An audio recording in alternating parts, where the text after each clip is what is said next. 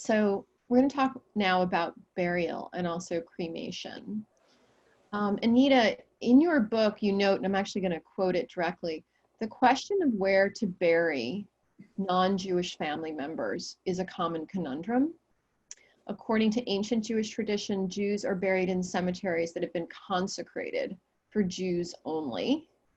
The charters or bylaws of most Jewish cemeteries explicitly forbid burials of non-Jews within their precincts. But then you go on almost immediately to discuss a variety of accommodations to that problem. Can you talk to us about what those accommodations are? Well, it varies wildly from cemetery to cemetery, actually. The best example I know of is out in Weston in Massachusetts, which is a relatively new cemetery.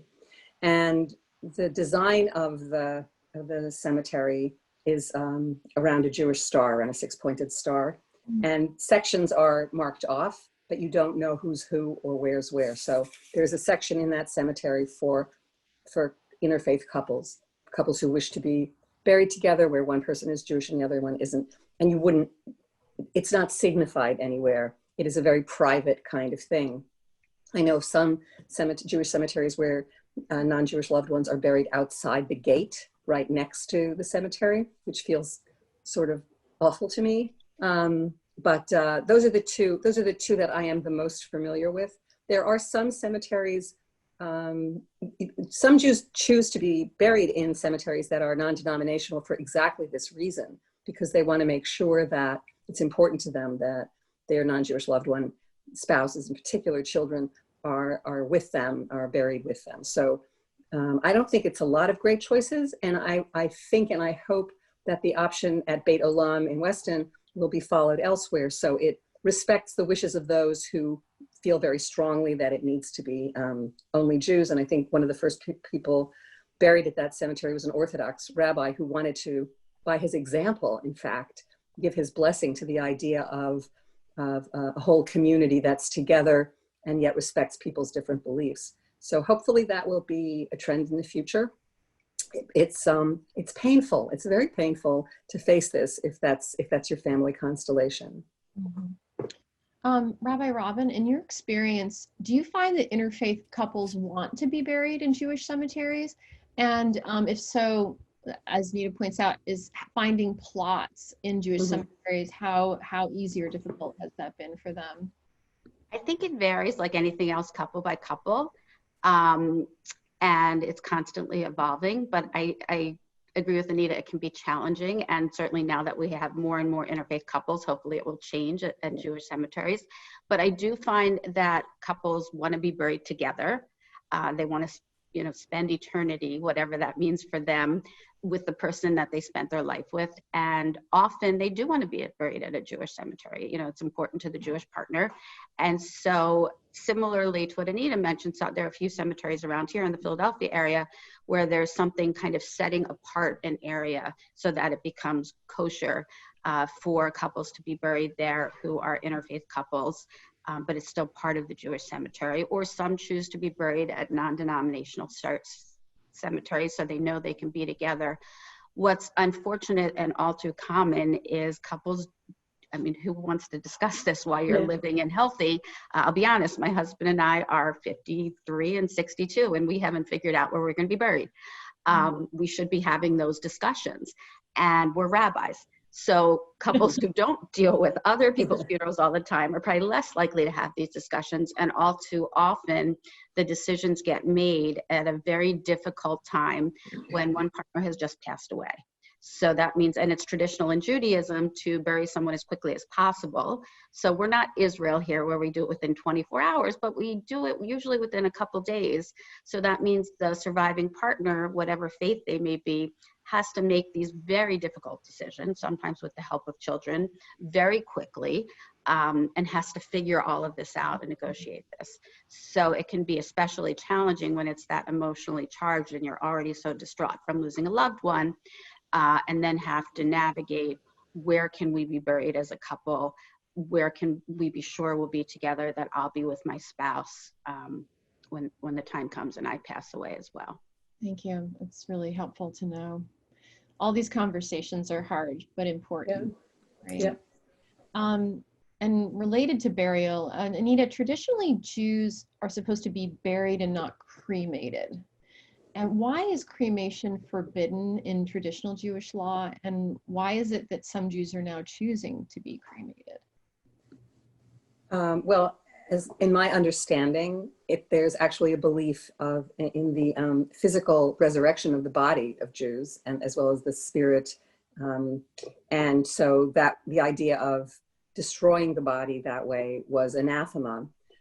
There are other reasons as well, which is to show respect for the vessel that held the soul all that time, and destroying it in any way is also anathema. It's defiling God's creation, which is why some Orthodox Jews still refuse to allow autopsies.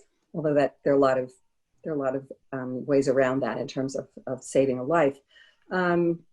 So traditionally, Jews have not chosen cremation. After the Holocaust, in particular, the images of Jews going up in smoke through chimneys was so horrific.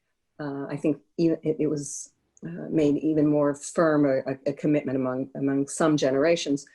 But cremation is really a choice now that is increasingly common in America. And American Jews, as Americans, have also decided to take that route. They think it's less expensive, which in fact it is. It asks less of the family. You don't have to find a plot necessarily right away. You don't have to organize a funeral. I mean, it's a very different choice, but people are relatively comfortable with that. And that's why it's happening more and more. As Jews, we pick up and we absorb and we assimilate the customs and cultures that we live in. And we live in a culture that is increasingly turning to cremation. Thank you.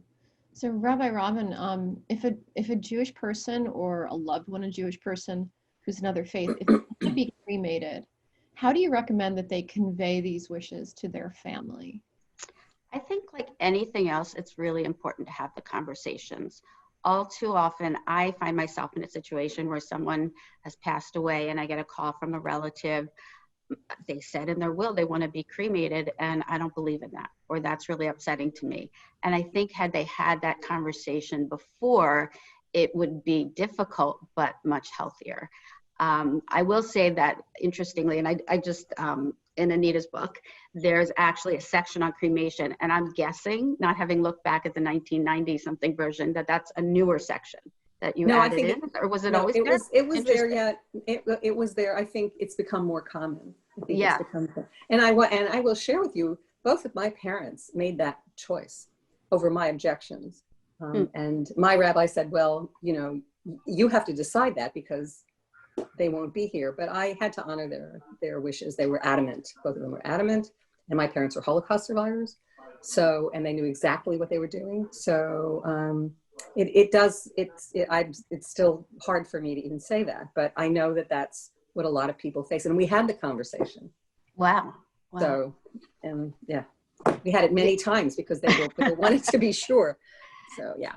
Yeah. And as you say, it's a difficult conversation, and certainly for rabbis, I've been a rabbi 20 years, it probably didn't come up for the first 10, 15 years.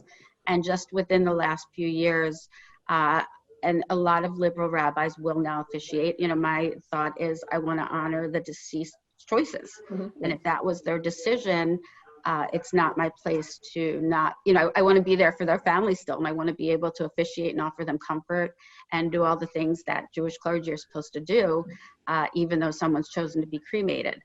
And I do see more and more the remains are being buried then in Jewish cemeteries, or being buried with the surviving loved one once they pass away, being placed, if they're buried in a coffin, maybe being placed in their casket. So it's becoming much more common. I know some rabbis who would not officiate if they knew that someone's going to be cremated, but if they're already cremated when the family comes to them and the decision has been made, then they will officiate. So different non-Orthodox rabbis, I think in the Orthodox community, you don't see this at this point, but in the liberal community, you see rabbis who have different policies, but many of us, again, just want to be there to offer comfort to the families and to honor the mourners and to respect the choices that they've made for themselves.